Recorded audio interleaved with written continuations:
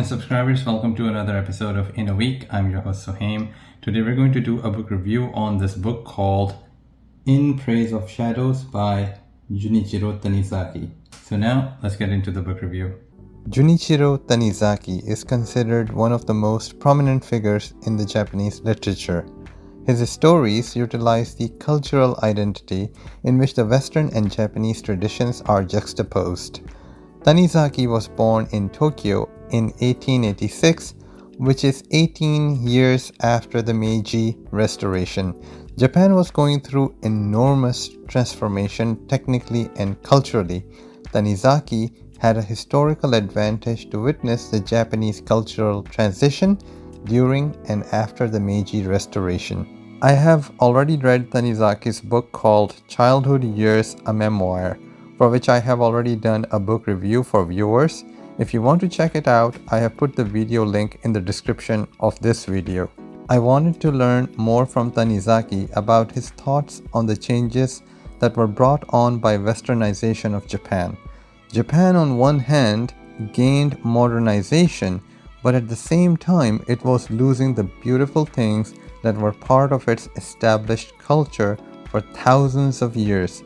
In Praise of Shadows is another masterpiece by Tanizaki that I knew would help me understand more in depth about what was lost from traditional Japan during the modernization of Japan. This book is actually an essay on aesthetics. Tanizaki was not a specialist of aesthetics. However, his observations as a Japanese who saw the glimpses of traditional Japan during the Meiji period drew on his experiences that Japanese society was slowly losing its appreciation for the shadows. In his article, Tanizaki said, and I quote, "So benumbed are we nowadays by electric lights that we have become utterly insensitive to the evils of excessive illumination." In his essay, Tanizaki wandered from architecture of a Japanese home and temples to bright lights in restaurants and kabuki theaters. In this essay, one of the things reader will find out is how bright lights in the restaurant diminishes the beauty of Japanese lacquerware and Japanese food served in this lacquerware.